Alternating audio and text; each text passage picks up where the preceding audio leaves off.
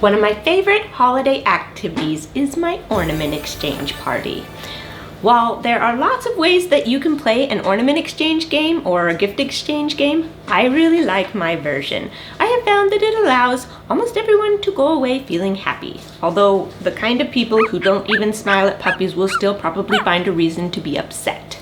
I'm probably going to say ornament exchange because that's how I usually use this game. However, you can use this for a gift exchange or tweak it to whatever needs that you have at the time. One of the reasons that I really love the ornament exchange is because it's not likely to break the bank. You don't usually have to put like a spending limit on an ornament exchange because you can have new or used or homemade ornaments. And I have seen a $2 ornament from Walmart be the most prized ornament at an ornament exchange. So it's not super expensive.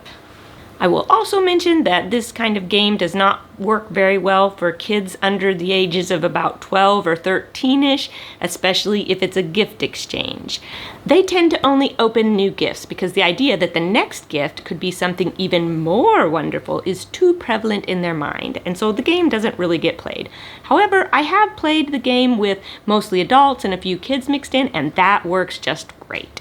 Another thing to keep in mind is that young kids might not handle their gifts being stolen very well. Hi, this is Amy on A Lolly Life, and I'm super excited to share something that I love with you. Now, this isn't how to plan the party. I'll probably share something like that in a future video. This is simply how to play the game. And I'm going to share how to end the game so that everybody comes out feeling like they won.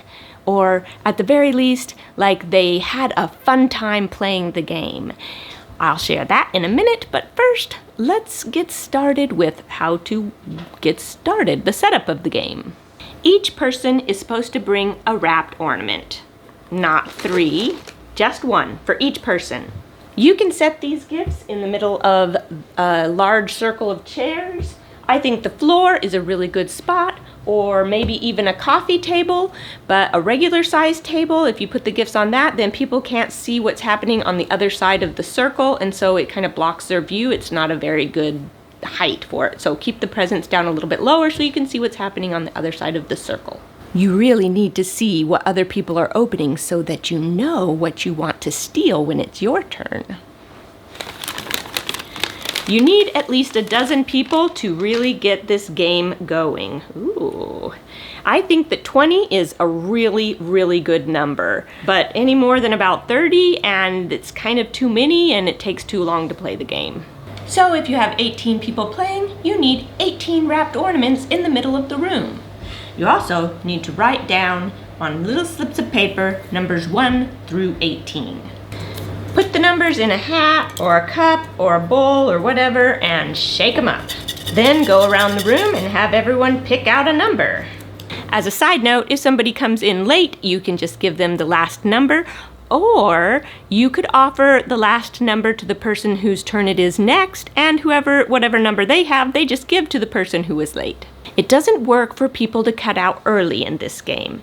Unless your ornament is locked in place, then you need to be there so somebody can steal your ornament. Now, the gameplay. The person with number 1 gets to pick out any gift that they want. They open that ornament and show everybody what it is. Ooh, I like this one. The person with number 2 can either steal the first person's ornament, or they can pick their own ornament. If they pick their own ornament, then they would open it up and show everybody. If number 2 decides to steal the first person's ornament, then number 1 gets to go back and open a new present.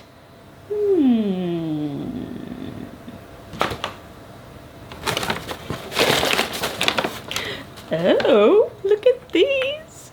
They're little chickens.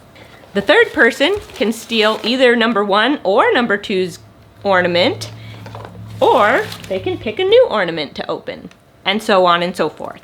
The game gets really fun when there's lots of stealing, or if you'd rather think of it as trading ornaments. Sometimes there's a handful of steals before you even get back to the next number, because if you had several ornaments out there and somebody decided to steal this, then the person who had this originally could have go back and they could steal number one's ornament.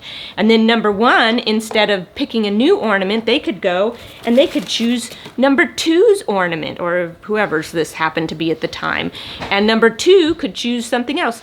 The only thing is, you cannot steal back an ornament that was stolen from you that turn. However, you can, the next turn, steal the ornament back. Now let's talk about locking an ornament. When you have had in your possession an ornament 3 times, then it is locked in place and nobody can steal it. The ornament can be stolen dozens of times and remains free to be stolen until one individual has had that ornament 3 times. Sometimes people play where they lock the present or ornament in place sooner, like maybe after it's been stolen 3 times. Not just that person has to have it 3 times, but anybody can steal it, and the third person to steal it has it locked in place. I don't really like that as well, because I think that the ornaments or the presents get locked into place too quickly, and it makes it so that some people just never even get a chance to get the ornament that they really want. Unless your ornament is locked into place, if somebody wants to see it, you have to show it to them. We also play that if the ornament comes with some fancy little packaging, then the packaging goes with the ornament. And so if you steal the ornament, you also steal the fancy packaging with it. We also have a no table talk rule. It was created to keep me in line because I can be incredibly competitive sometimes. However, you can use hand signals, gestures, and head nods and secret conversations to work together with someone to plan a way to make sure that you get the ornament that you want. But the conniving has to be hush hush, shh. Let me know in the comments if you are super competitive and if people have to create rules to keep you in line. I find it takes about 5 to 10 people before the game really gets started. At the beginning, most people just pick a new gift and open it, but as the game goes on, there's more ornaments to choose from, and the stealing can get a little bit crazy, which makes it super fun. Now, to finish the game, you like this video. Actually, what most people do when they finish this game is they allow the person that had number 1 to go again. Meaning, if they want to steal, they put the ornament that they have in their possession in the middle, unwrapped, and can steal a different ornament as long as it's not locked. The problem comes in when nobody wants to take the ornament that's in the middle. It just doesn't seem to work very well. I have found an amazing way to end the game that is well received because it makes sure that nobody gets left out and everybody has a chance to play. And that is house gifts. That's what I'm doing right now. I'm wrapping up some house gifts. A house gift is an extra ornament that I have wrapped up and then I keep it to the side during the game. I try to make sure that the house gifts are nice and fun. They could be anything from a crystal star or a believe ornament to a frog with a tutu or little chicken eggs. After the last person is gone, then I give the person who had number 1 a chance to trade what they have for a house gift. And all trades are final. So they can either keep what they have or they can trade it for a mystery gift, a house gift. But if they decide to take the house gift and they open it up, that's what they have. No trade backs.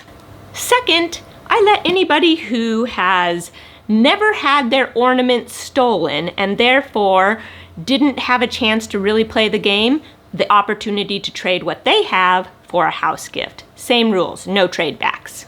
I usually have about a half dozen house gifts.